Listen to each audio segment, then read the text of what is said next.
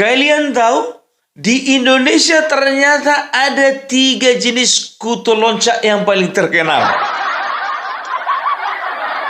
Tenang, kita bukan mau bahas flora dan fauna. Kita masih membahas tentang dunia perpolitikan di Indonesia. Jadi, kutu loncat pertama, ya, dulu dia ini dari si kuning. Ya, nggak tahu entah kenapa tiba-tiba dia masuk ke si biru. Waktu di si kuning dia cuma jadi kader biasa, nggak terlalu mencolok. Begitu di si biru, ya nggak tahu entah karena daya jilatnya itu sangat kencang. Ya, daya jilatnya itu sangat kuat sehingga kemana-mana selalu berkata, ketua umum kami mengatakan. Ketua umum kami mengatakan. Bapak titik-titik ketua umum kami mengatakan. Selalu jual-jual nama ketua umum. Udah lupa dia sebetulnya yang membesarkan dia kemarin si kuning. Aduh. Nggak tahu entah angin apa yang membawa dia tiba-tiba udah loncat ke si merah. Selidik punya selidik. Ternyata dia melihat tidak ada masa depan di si biru. Si merah berkuasa, loncat dia ke si merah. Dia katakanlah, ibu ketua umum kami mengatakan. Ibu ketua umum kami mengatakan. Ibu ketua umum kami mengatakan. Udah lupa dia sama bapak ketua umumnya yang lama. Mentang-mentang 10 tahun berkuasa, ibu tuh ketua umum kami. Ya, tapi lucunya biar tahu kalian, si biru bikin acara kemarin beberapa waktu yang lalu. Nongol dia.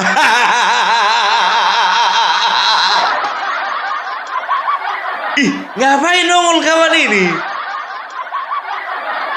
Ya, berkelakar pula dia itu apa dibilangnya? Ya, sebetulnya teman-teman saya mengatakan dari si biru. Ada kemungkinan nggak balik lagi ke si biru? Maka dia mengatakan tidak, saya di si merah saja. Padahal sebetulnya dia malu-malu kucing itu, ya. Karena apa? Modelnya ini kan dipertanyakan kesetiaannya, ya kan? Sebetulnya dia sudah melihat bagaimana masa depannya si merah ini bakalan suram. Kan begitu. Cuman mau balik lagi ke si biru, malu. Itu yang pertama, faktor malu. Yang kedua, faktor umur. Dia berpikir kan, aku udah kepalang tanggung di si merah. Kalau balik lagi aku ke si biru, gak bisa produktif. Masa dari bapak pindah ke mama, balik lagi ke bapak. Aku gak spill namanya loh. Ya kalau kalian itu berkesimpulan, oh orangnya ini Pung, ya itu kan menurut kalian. Kalau yang paham perpolitikan Indonesia mulai dari tahun 2000-an tahu itu, paham itu. Itu kutu loncat pertama. 2 kali loncat, mau ketiga kali nggak jadi. Kutu loncat kedua. Kutu loncat kedua ini dari si biru loncat dia ke si merah. Iya kan begitu. Kurang paham aku apa alasan dia loncat dari si biru ke si merah. Tapi yang paling kuingat ya dari kawan ini, dulu pernah dia foto-foto selfie-selfie pakai cangcut. Aku mau bilang, bro, kau itu seorang politisi, bukan model majalah Playboy. Politisi itu kalau selfie pakai jas, bukan pakai cangcut. Kalau dari Sumatera Utara nggak kenal kali cangcut. kolor. Kolornya pun bukan yang model boxer, segitiga. Kalau model boxer masih ada alasan, baru siap berenang, kan begitu? Kan begitu kan? Ini boxer, apa namanya? Cangcut. Aku kurang paham dan juga nggak kupastikan itu. Cangcutnya itu mereknya Crocodile atau Apple. Karena kalau krokodil biasanya jantan, kalau yang apel biasanya betina. Kalau yang sering belanja di pasar paham itu.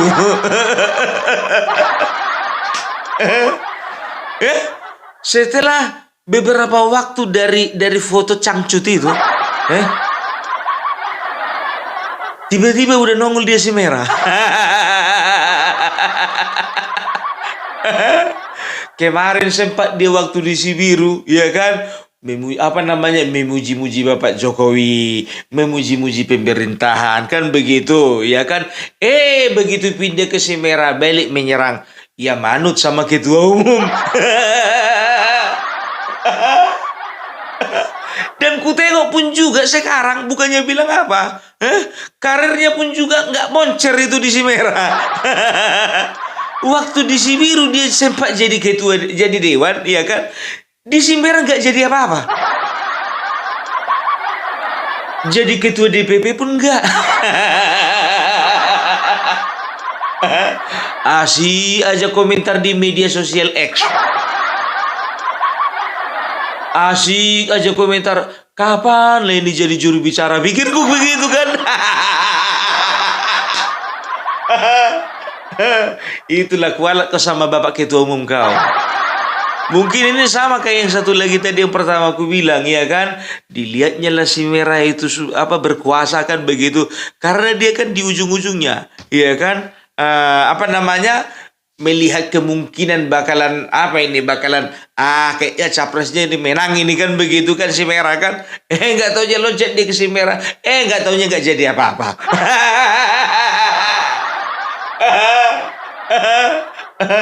Aduh, koreksi aku kalau memang dia jadi anggota dewan. Mana tahu aku salah, ya kan? Soalnya aku kalau ke pelantikannya nggak datang.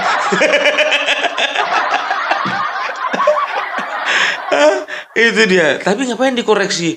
Aku kan nggak sebut nama.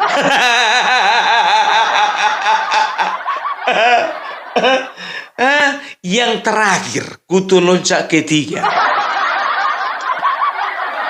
Ya, kutu loncat ketiga ini, ya, dia loncat dari si merah, masuk lagi ke si merah. Tapi merahnya beda, dari merah cabai ke merah tua. Jadi loncat kawan ini dengan alasan bahwa si merah yang satu katanya kemarin gara-gara Prabowo. Ya, gara-gara mendukung Prabowo lah makanya loncat dia ke merah yang satu lagi. Ditinggalkannya merah cabai, masuk dia ke merah tua.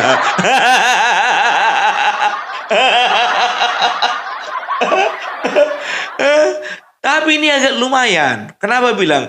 Karena sempat dia jadi juru bicara, walaupun sebentar.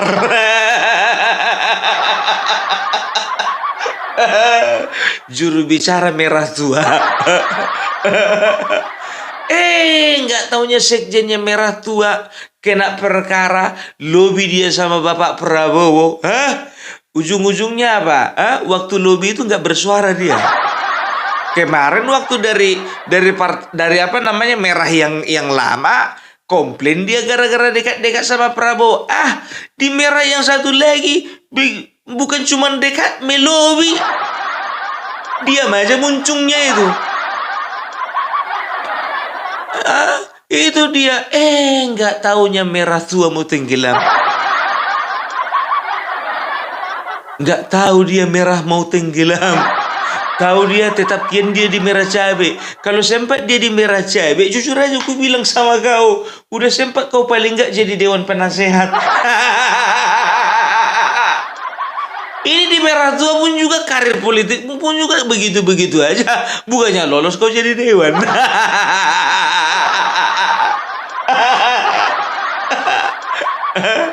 Keluar dia dari kapal yang satu, masuk dia ke kapal yang lain yang udah mau tenggelam. Malang kali nasibnya itu kan. Loncatlah lagi kau ke kapal sebelumnya. Tapi jujur aja, janganlah, nggak usah lah. Kalau loncat kau lagi ke kapal sebelumnya, ke merah cabai lagi, rusak bapak itu merah cabai kau bikin. Iya, jadi merah bata kau bikin nanti. Jadi itulah ya, itulah 3 jenis kutu loncat yang ada di Indonesia. Sekarang kita mau bahas Guntur Romli.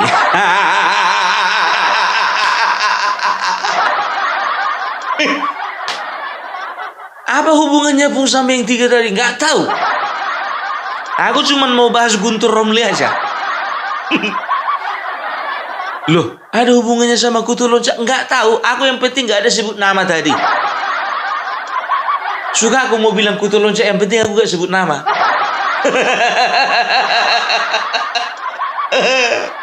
Kita masuk Guntur Romli. Jadi kemarin ya, di acara Rakyat Bersuara ya, biasalah diundang pro dan kontra untuk naikin rating. Aku udah bilang kalau Rakyat Bersuara itu acaranya RT 16, kalau ILC itu acaranya RT 24.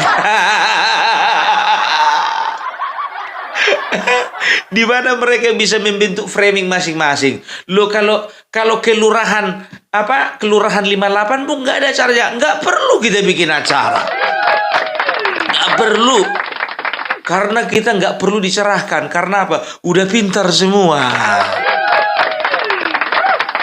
Kalau sebelah kiri sebelah kanan perlu framing, karena apa? Ya, karena nggak ada satupun yang pintar. Pung, di RT 24 pintar-pintar, Pung. Rata-rata profesor. Apa gunanya jadi profesor kalau sengkle? Ingat ya, pintar itu selalu kalah dengan cerdas. Dan cerdas itu kalah dengan bijak. Beda. Mereka pintar tapi nggak bijak. Itu dia. Ya, clear ya. Jadi kemarin Rakyat Bersuara menampilkan ya yang kontra dengan pemerintah. Yang pertama, tak lain dan tak bukan adalah Guntur Romli. Yang kedua, Ray Rangkuti. Yang ketiga yang paling nggak suka aku ngeliat mukanya ini di mana-mana, Roy Suryo.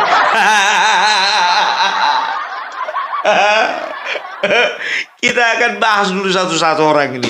Jadi Guntur Romli ya, kemarin itu dia mengatakan begini. Kalau untuk masalahnya Hasto ya, saya yakin ya, kalau ada seorang hakim MA berinisial Y yang intervensi sehingga Hasto digugurkan pra-peradilannya. Suka kali kalian main inisial-inisial. Utusan tanpa inisial. Kemarin begitu juga kalian parcok-parcok. Begitu juga kalian itu mobilisasi aparat.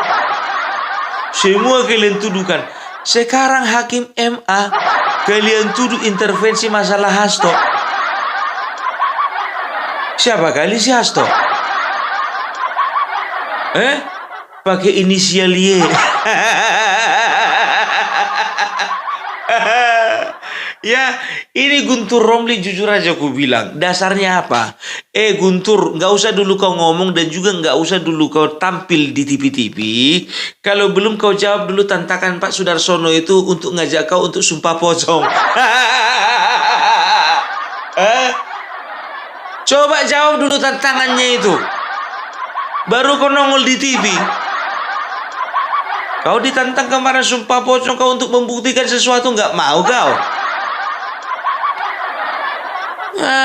Ini ikut-ikutan lagi sekarang muncungmu itu bilang inisial Y, maka hakim MA inisial Y, hakim MA inisial Y. Jangan kau tarik-tarik, jangan kau bawa-bawa hakim MA yang berinisial Y itu. Nanti kalau hakim MA itu ngajak kau sumpah pocong lagi, kebingungan kau. Dia ajak kau sumpah pocong nanti kau. Jelas-jelas kau ngomong. Ada berapa inisial Y di MA? Nanti nggak terima dia diajak jago sumpah pocong, gimana kau? Nanti diajak sumpah pocong kau lari. Bukan kali orang ini memframing inisial Y, inisial B, inisial C. Y itu siapa? Siapa Y itu? Y itu siapa? Yuan Maharani? Atau Yadian Napi Tupulu? Atau Yegawati? Atau Yedi Sitorus? Oh, aku tahu. Yuntromli. Inisial Y. Enak aja lu ngomong. Sekarang dia lagi merunutkan kejadian bagaimana Hasto itu ditetapkan jadi tersangka sampai ditahan. Ditahan nggak sampai ditersangkakan aja. Dia runut itu. Begini, Aiman, saya akan coba runutkan. Yang pertama, tanggal 14 Desember, Bang Deddy Sitorus mengatakan bahwasanya tanggal 14 Desember ada utusan.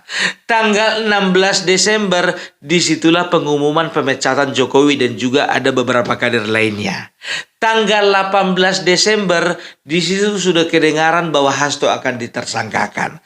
Tanggal 20 Desember, di situ ternyata Bapak Prabowo melantik KPK dan juga komisioner, walaupun KPK itu adalah pilihannya Jokowi tapi yang melantik Bapak Prabowo. Tanggal 20 Desember sore dilakukan gelar perkara. Tanggal 23 keluarlah sprindik penetapan Hasto sebagai tersangka. Tanggal 24 pengumuman Hasto sebagai tersangka. Ya kan begitu. Nah, sekarang begini. Kau itu kalau menginformasikan sesuatu sama masyarakat itu lengkap. Kan begitu. Dan juga jangan hoax. Sejak kapan tanggal 20 KPK dilantik sama presiden? Aku sudah baca berbagai informasi. KPK dilantik presiden itu tanggal 16 Desember 2024. Dari situ aja kau sudah mulai mengada-ada.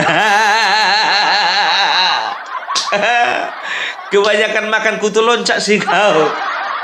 Jadi informasimu itu loncak kemana-mana. Pelantikan bukan tanggal 20, tanggal 16. 20 itu sertijab, serah terima jabatan.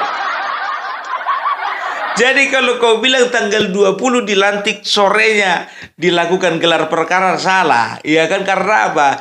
Dari dilantik itu tanggal 16 ke tanggal 20 itu ada 4 hari Jadi kalau kau bilang kesannya terburu-buru, enggak. Mana terburu-buru namanya kalau 4 hari. Framing terus. Informasimu nggak jelas. Salah. Kemarin begitu juga. Kau bilang apa? Kau bilang perjanjian batu tulis 2019. Batu tulis 2024. Pantaslah kau dipecat jadi juru bicara. Ngomongmu belepotan. Aduh, aku kemarin sempat ketawa biar tahu kalian, ya kan? Ku tengok dulu, itu kan biasanya kan ada teksnya kan di bawah. Ya, nongol orang lagi ngomong di bawahnya teks, contohnya Ketua Umum PDIP, Sekjen PDIP, kan begitu. Kemarin ini penasaran aku, ku tengok le dulu ya, mana tahu ada itu tulis di situ juru bicara juru bicara PDIP kan begitu. Rupanya udah nggak ada lagi. Ditulis di situ cuman politisi PDIP. Udah gak juru bicara lagi dia. Sama kayak si Aryo Seno. Nampaknya aja pintar dari luar. Pintar-pintar bodoh. Belepotan kawan ini ngomong. Ya, jangan kau framing seperti itu. Itu kan berarti ada niatmu memframing, sengaja kau kau rubah-rubah tanggalnya itu. Pelantikan 16 Desember 2024. 2024 Desember. Itu satu hari atau bersamaan dengan diumumkannya orang-orang yang dipecat PDIP. Udah. Itu pelantikan. Orang lagi sibuk pelantikan di Istana Negara, kalian sibuk mecat-mecat.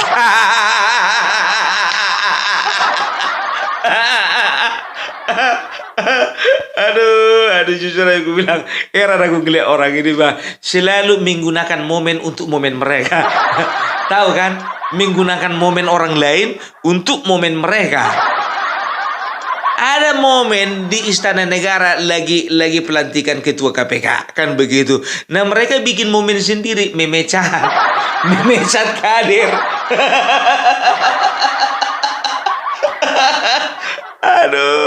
Aduh, tingkah laku orang ini bikin sakit perut, betul. Ku bilang sama kalian, tingkah laku Opung Parbela ini memang bikin kalian sakit perut. Tapi tingkah mereka itu lebih bikin sakit perut bagiku.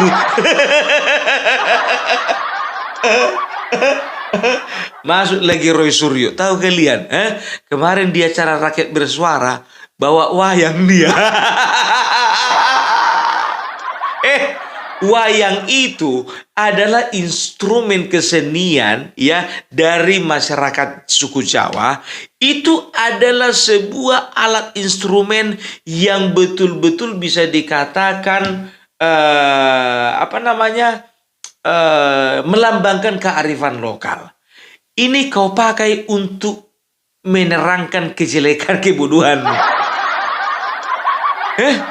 Aku jujur aja aku bilang, walaupun aku orang Batak, tapi aku sangat menjunjung tinggi nilai-nilai budaya dari suku apapun di Indonesia ini. Kalian kau perhatikan dulu ini, Nggak pernah aku sembarangan pakai belangkon. Belangkon ini ku pakai untuk acara-acara khusus. Nggak pernah ini ku pakai ke toilet. Ya. Jadi jangan pernah kau gunakan instrumen dari kebudayaan, apalagi dari sukumu sendiri, untuk menggambarkan kebodohanmu. Udah kayak gitu cetak kaos dia. Bikin kaos dia biar tahu kalian. Gambarnya Godfather, kalau tahu orang film-film tahun 60, tahun 50-an ya, The Godfather. Tapi mukanya diganti sama Bapak Jokowi. Jadi udah fix ya. Ini manusia yang kemarin merubah gambar stupa yang ada di Borobudur menjadi mukanya muka Bapak Jokowi. Kau mau dipenjara lagi, Roy? Kebiasaannya ini memang bawa alat peraga biar tahu kalian. Kau itu sebetulnya lebih cocok kau jadi guru biologi. Belajar tentang kerangka manusia, kau bawalah kerangka bohongan itu. Belajar misalnya tentang hewan bertulang belakang, kau bawalah misalnya contohnya, kau bawa ayam, bebek, anjing, babi semuanya. Kan begitu. Belajarlah contohnya kalian contohnya di kelasmu itu belajar tentang alat reproduksi, kau bawalah alat kelamin. Iya, bawa. Maksudnya dalam bentuk alat peraga itunya. Repot manusia yang seperti ini. Kemarin waktu di forum, tahu kalian, bawa apa dia? Kalau nggak salah dia bawa tali gantungan. Jujur kau Roy. Kalau nggak salah kau bawa tali gantungan kau. Iya kan? Waktu itu kemarin Adili tangkap gantung. Adili tangkap gantung. Waktu barengan dia sama Abraham Samad. Makanya profesor sekarang banyak yang sengkle. Besok apa lagi? Diundang ILC bawa apa lagi? Kau bawa tiang jemuran. Selalu dia ini mengatakan, ya kan, basi gitu pernyataannya itu. Perhatikanlah, harusnya kita itu harus mengembalikan wibawa Bapak Prabowo. Bapak Prabowo jangan mau lagi dicampuri Bapak Jokowi. Ditanya, bagaimana rupanya cara Bapak Jokowi mencampuri? Loh, itu 17 menteri bawaannya Bapak Jokowi, itu dibawa juga sama Bapak Prabowo.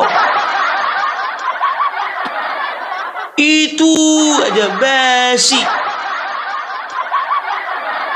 Kalau bicara tentang 17 itu, kan sudah dibilang berapa kali bahwasanya Bapak Prabowo memboyong 17 menteri Bapak Jokowi karena Bapak Prabowo sudah melihat bagaimana kinerjanya dan visi dan misi yang diusung oleh Bapak Prabowo itu adalah keberlanjutan. Makanya dibawa 17 menteri lagi. Kenapa kau kepengen? Makanya wajar kalau 17 menteri yang dianggap Bapak Prabowo kompeten di masa Bapak Jokowi dibawa masuk lagi ke kabinetnya. Itu hal wajar karena mengusung keberlanjutan. Kan begitu. Lain halnya kalau Bapak Prabowo ngambil kau Roy Suryo, Refli Harun, Rocky Gerung, ya kan? Setelah itu Din Samsudin, setelah itu Abraham Samad, setelah itu Faisal Assegaf, setelah itu Dr. Tifa. Bukan keberlanjutan yang ada, kehancuran. Jadi Bapak Prabowo tahu ya mana keberlanjutan, mana kehancuran. Siapa yang undang ini? Tolonglah dulu kalau rakyat bersuara ILC diundang itu yang berkualitas gitu loh. Yang udah pernah masuk penjara kau undang. Manipulatif. Alah, udahlah kau lebih, aduh susah aku bilang ngomong sama kau. Itulah di Indonesia ini, bukannya bilang apa ya. Kalau misalnya sesuatu dikerjakan sama yang bukan ahlinya seperti ini. Dia ahli telematika tapi sok-sokan bahas politik. Kalau bahas politik sih masih lumayan, terjun ke politik. Ya kayak gini jadinya. Dokter Tipa sengkle. Dokter. Tapi lebih banyak dia ngomongin politik daripada ngomongin kesehatan. Roy Suryo kan begitu juga. Sebetulnya dari cara dia membawa alat-alat peraga itu, jujur aja aku bilang, kecuali tadi membawa apa namanya yang alat reproduksi tadi itu ya. Kalau kau perhatikan di setiap kesempatan dia bikin bawa alat peraga dan juga bikin kaos kemarin itu kalau nggak salah kaos apa? Kaos anak Mulyono. Kau tiru-tiru ya kan? Ini sebetulnya manusia kreatif, tapi nggak terarah. Kreatif dia tapi nggak terarah. Pernah kalian lihat kayak gitu kan? Kreatif tapi nggak terarah. Apalagi bapak-bapak rusak kipas angin dibongkarnya, ya kan? Berusaha diperbaiki, rupanya makin rusak. Yang tadinya kipas angin mutarnya ke kanan, begitu diperbaikinya mutarnya ke kiri.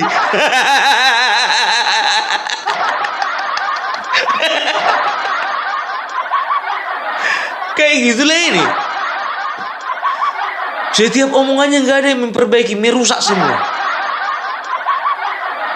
Aduh, Ray Rangkuti gitu juga.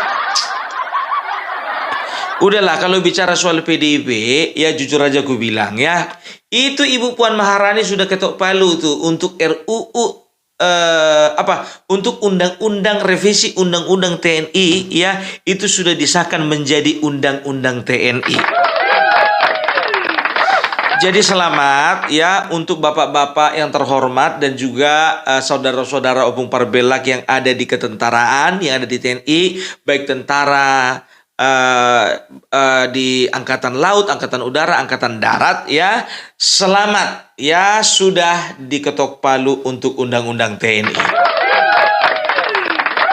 Yang bikin aku senang itu bukan pasal 47. Kalau pasal 47 mengenai ya penempatan pos-pos jabatan sipil dari 10 menjadi 16 ya, kalau itu sudah biasa karena dari tahun 2004 pun keluar Undang-Undang 34 nomor 2004 itu sudah ada, itu hanya penambahan. Yang bikin aku senang itu adalah masa jabatan dari prajurit semakin ditambah. Itu yang bikin aku senang. Ya, itu artinya apa? Negara memikirkan kesejahteraan daripada prajuritnya. Itu dia. Bayangkan kalian, Tamtama Bintara dari 53 tahun, pensiunnya menjadi 58 tahun. Ada perpanjangan 5 tahun. Kan begitu. Untuk perwira dari 58 tahun menjadi 60 tahun. Selamat. Respect untuk semua prajurit yang ada di Indonesia. Gitu ya. Mudah-mudahan dengan penambahan waktu pensiun ini ya tidak ada lagi alasan kekurangan gaji sehingga melakukan judi sabu ayam. Oknum loh ya. Kalau bicara tentang judi, kejahatan-kejahatan ya semua itu yang melakukan oknum. DPR kan begitu juga, iya kan? Yang melakukan korupsi oknum. Tapi banyak. Itu namanya oknum berjamaah. Ya, jadi menyenggol sedikit masalah TNI tadi ya, tanpa mengurangi rasa hormatku kepada TNI dan juga Polri. Opung Parbelak secara pribadi mengucapkan turut berduka cita, turut berbelasungkawa atas gugurnya 3 orang anggota kepolisian, salah satu adalah Kapolsek yang ada di Bandar Lampung oleh karena pada saat penggerbekan sabung ayam. Di luaran sana ada rumor ya mengatakan bahwasannya gara-gara kurang jatah lah apa segala macam. Ingat, sebelum bisa dibuktikan di pengadilan, di persidangan, tidak ada hak kita untuk menyebarkan berita-berita hoax. Tidak boleh. Ya, dan juga ini ada yang berusaha ya, hati-hati ya, ada pihak-pihak yang berusaha untuk memecah belah TNI dan Polri ya. Bagaimanapun ceritanya, kita sebagai rakyat Indonesia wajib ya untuk mensupport mereka, mendoakan mereka supaya mereka boleh menjadi ya lembaga aparat penegak hukum yang lebih baik lagi dan lebih profesional lagi. Kayak pidato kepala daerah kok, Bung. Doakan kalian lagi latihan ini.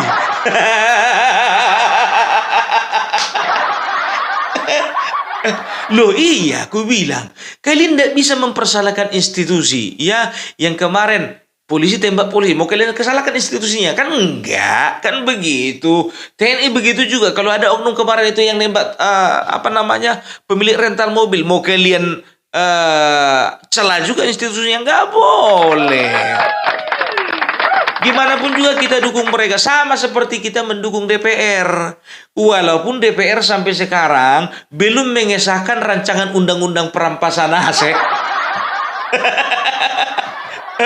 Tetap kita dukung, kita doakan supaya hati dan pikiran mereka tergerak supaya rancangan undang-undang perampasan aset itu boleh disahkan menjadi undang-undang. Kan begitu, kalau belum disahkan juga berarti doa kita kurang kencang.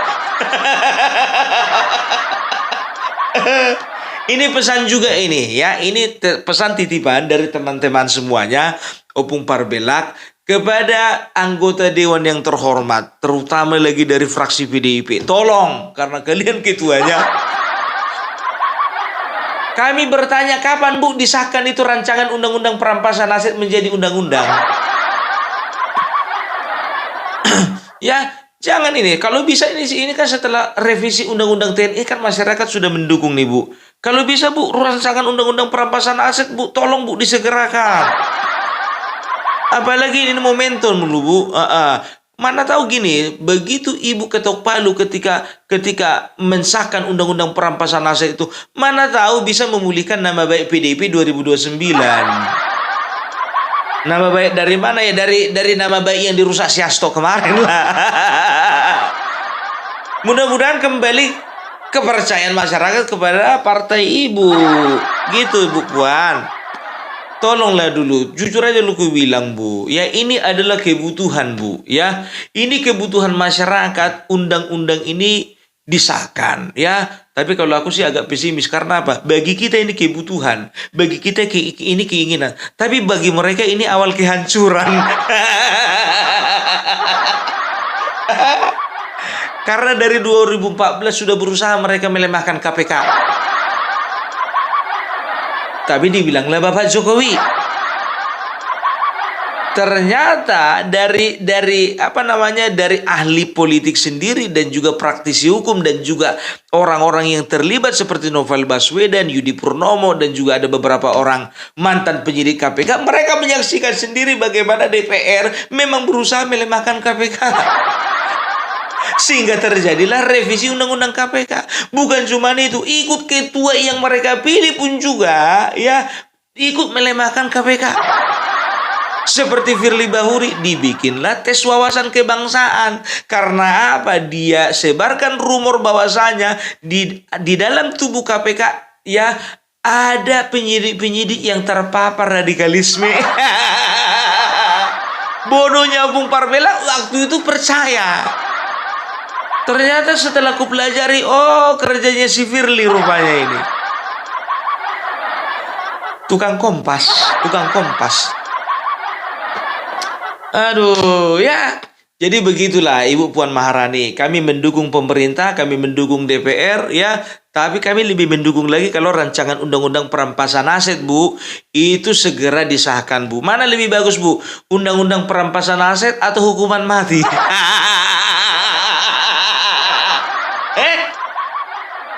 Lebih bagus undang-undang perampasan aset kan?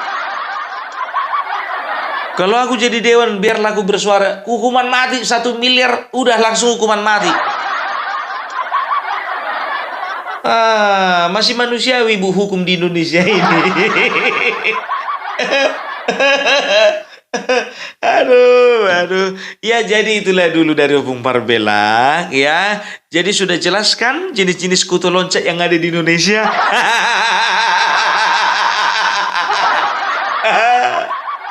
Baru ini Opung Parbela membahas flora dan fauna.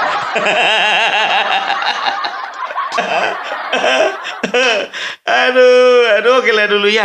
Salam Parbela, salam NKRI harga mati. Selamat berpuasa bagi yang menjalankan ibadah puasa.